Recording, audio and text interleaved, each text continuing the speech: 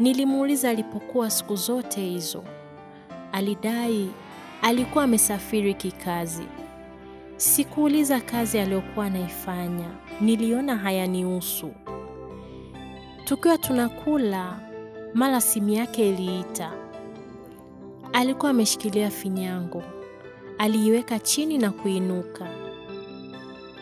Nilitaka kuzungumza, ila alinikatisha kwa vidole alivyoweka mdomoni kuniashiria kukaa kimya, huku uso akiwa ameukunja kwa hasira. Niliogopa, maana sura yake ilitisha haswa.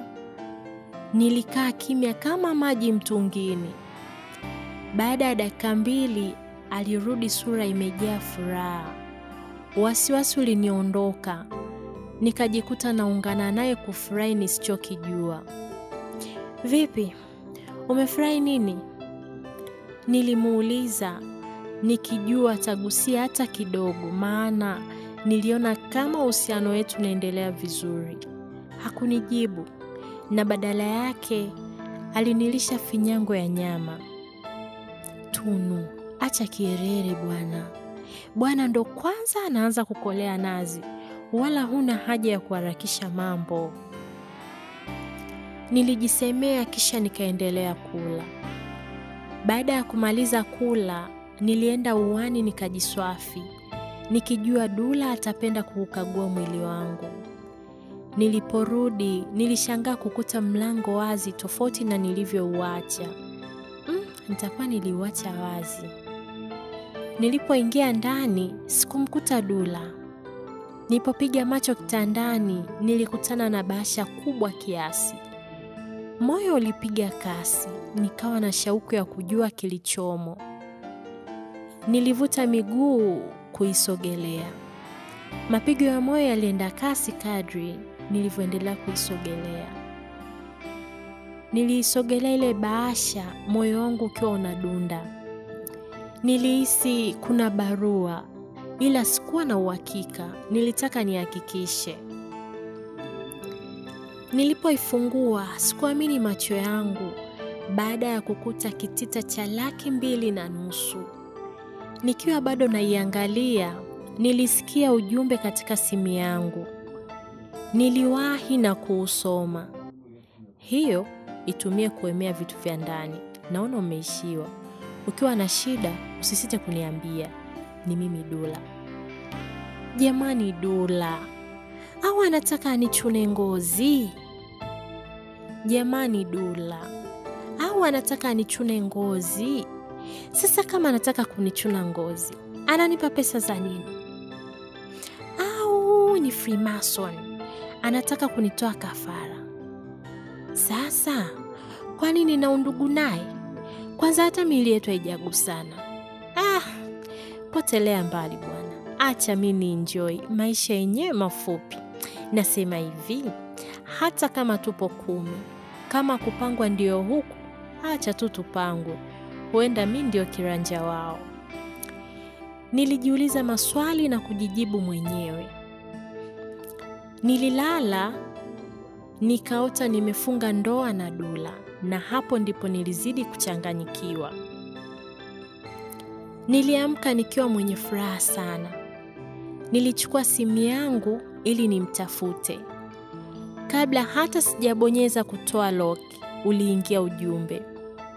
Nimekurushia hela ya vocha, Dula aliniambia.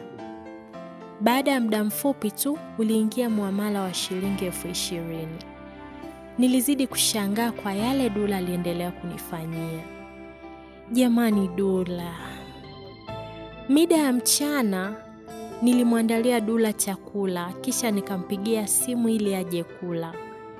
Aliniambia hataweza kuja mchana na badala yake nimwandalie usiku, kwani alipanga kuja kulala kwangu usiku kucha. Nilipata mshawasha, mwili ukawasha, kichwa kikavurugika. Niliona kama kila sehemu hapafai. Utafikiri ndio kwanza ilikuwa mara yangu ya kwanza Dula kuja mahali pale. Nilipangulua kila kitu na kupanga upya. Nilifua mashuka yote. nilienda kununua marashi mazuri ya ndani na kupuliza. Nilihisi nikipika nitakosea na kumuudhi Dula. Hivyo nilienda mgawani na kununua chakula, kisha nikakiweka kwenye vyombo vyangu. Nilioga vizuri na kuvaa nguo nzuri nilionunua mchana nilipoenda kununua chakula. Nilikaa tayari kumngoja Dula wangu. Kila muda nilichungulia nje nione kama anatokezea. Ilikuwa saa 2, ikafika saa 3, ikafika saa 4, mpaka saa 6 sikumuona Dula. Nilikata tamaa, nikahisi haji. Nilivua nguo zangu nikavaa za kulalia. Niliuacha mlango wazi ili akija aingie ndani. Nilipopanda tu kitandani, nilisikia mlango ukisukumwa. Nilijawa na furaha isiyo kifani. Nilitupa nguo niliokuwa nimevaa pembeni na kujilaza kiasala. Dula alipofika, alianza kunishikashika tena kama siku ya kwanza. Sikutaka kuonekana mshamba. Nilimvaa na kumvutia kwangu. Alitaka kuinuka, nikamvuta kwa nguvu. Sikuona aibu. Nilimwachia kila kiungo changu, akakifanya alivyotaka.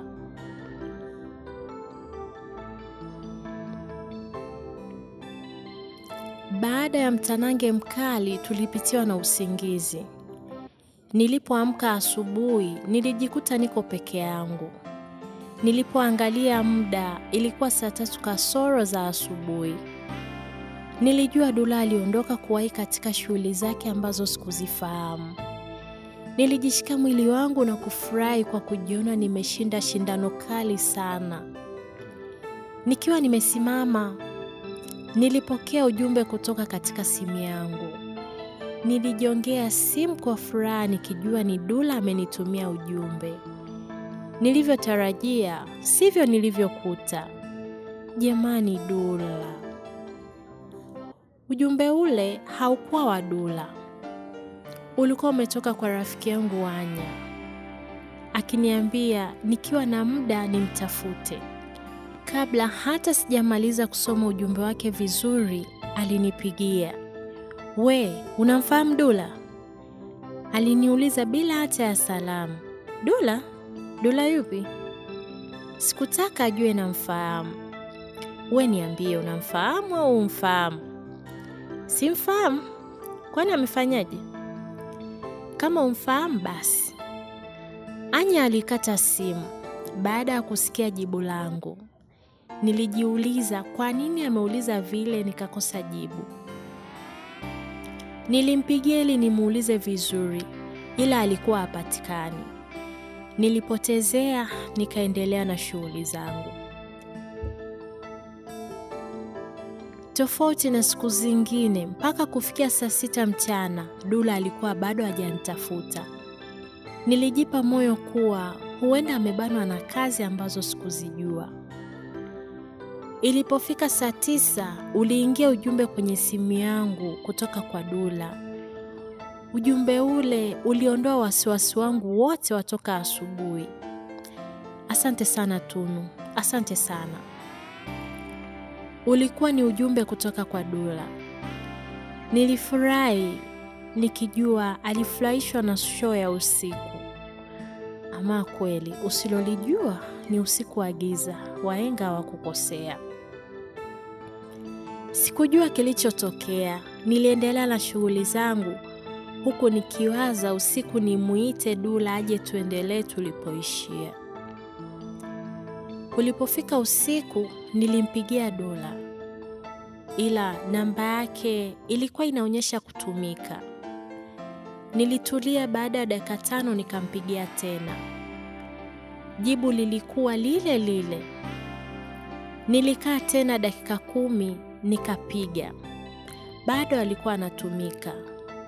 Niliingiwa na wasiwasi uliochanganyikana na wivu. Nilipiga tena na tena. Jibu likawa lile lile. Hapo ndio nikajua kwamba huenda ameniblock. Nilihisi kichwa kuvurugika, nikaanza kuhaha. Nilituma meseji ila hakuna iliyojibiwa. Nilihisi machozi yakinitoka. Nililala usiku sina amani kabisa. Asubuhi mida ya 3:00 niliamua kwenda alipoishi Dula. Nilikuta chumba kiko wazi. Hata wale wadada walionicheka sikuwakuta. Nikiwa nimesimama, alikuja mama wa makamo. Binti yangu, nikusaidie nini? Mama, namuulizia Dula, alikuwa akiishi humu. Aha, huyo kijana ana siku 3 ameshahama hapa. Kuna wenzio pia wamekuja kumuulizia. Hebu njoo onane nao. Yule mama aliniongoza kuelekea kule alikosema wako wenzangu, nami nikamfuata. Alinipeleka hadi kwenye chumba kimoja. Humo ndani nilikuta mabinti wengine umri kama wangu wakiwa 5. Waliponiona waliniangalia kwa masikitiko mpaka nikaogopa. Nikiwa bado nawaangalia, aligeuka binti aliyekuwa ameinama. Nilipomwangalia niligundua alikuwa ni rafiki yangu Anya. Anya! Niliita kwa mshangao. Tunu! Naye aliniita kwa mshangao. Kuna nini? Na kwa nini mabinti wote wao hapo? Nilibaki namtumbulia macho Anya, huku nikimuita ili aje aniambie kinagaubaga. Tulitoka nje na kuacha mabinti wengine ndani. Wewe, mbona mimi sielewi? Nilimuuliza huku nimejishika kiuno. Unakumbuka jana nilikupigia simu kuuliza nini? Ndiyo, uliniuliza kama namjua Dula. Ehe. Kabla sijaendelea, umefikaje hapa wakati ulisema umjui? Kwa hiyo, kila aliyepo hapa amefika kwa ajili ya Dula? Nilimuuliza swali badala ya kujibu, huku nikificha aibu zangu za kumfahamu Dula. Pigilia msumari. Una maana gani sasa? Nilianza kuhisi jasho jembamba likinitoka kwa pani. Kwa kile nilichohisi Anya atasema. Hao wote walioona humo ni mademu wa Dula, nikiwemo mimi. Toba! Nilijikuta nikimaka kwa sauti. Unashtuka nini? Anya aliniuliza kwa mshangao. Hapana, nimeshangaa tu. Jamani, Dula anawezaje kufanya hivyo? Kwani wewe unamfahamu? Wakaka wenye tabia hizi mimi sio type yangu. Nilibadilika, sura ikawa kavu kama mkate uliokosa mafuta. Sasa, na hapa umekuja kufanya nini? Hapa alikuwa anakaa shoga yangu, wewe umjui. Nimefika kwake nikamkosa. Nilivyokuwa napita ndo nikakuona. Nikaja kujua unafanya nini hapa. Umeniona, umeletwa na wewe mama. Alafu, tulimo sio pa kuona tu ukipita. Ni mpaka uletwe. Waliosema mbio za sakafuni huishia ukingoni hawakukosea. Nilijikaza kweli kweli na sura nikaikunja. Ngoja kwanza niende, kuna sehemu nawahi. Tutaongea baadaye shoga yangu. Unipe michapo zaidi. Hivi, hadi yule mwenye mimba ni demu wa Dula? Niliuliza kwa shauku nikitamani aseme sio. Ndiyo. Jibu la Anya lilinichoma kama sindano ya pua. Nilimwaga Anya. Nikajifanya natoka nje kama nawahi sehemu fulani, kumbe ilikuwa zuga ya kuficha maumivu yaliyoutafuna moyo wangu na kufyonza utamu wake wote. Nilipotoka pale, nilitembea moja kwa moja bila hata kugeuka nyuma. Nilifika na kujifungia chumbani kwangu. Niliwasha redio, nikaweka sauti ya juu kabisa. Niliangua kilio, nilichotaka nikisikie mwenyewe. Nikiwa bado nalia, nilikumbuka kuangalia pesa zangu. maana hisia zangu zilianza kuniambia vingine. Jamani Dula, nilisema baada ya kufungua drawer iliyokuwa imeunganishwa na kitanda changu. Dula, popote ulipo, ulaaniwe mbwa wewe. Nilijikuta nikitokwa na matusi mfululizo. Dula alibeba pesa alizonipa hadi akiba yangu karibu 800,000. Nilijihisi kuchanganyikiwa. Mkojo ulinitoka. Nilizima redio maana niliona kama inanipigia kelele. Nililia kwa nguvu. Sikujali nani atanisikia. Sijui nilizima muda gani. Nilijikuta nipo juu ya kitanda cha hospitalini.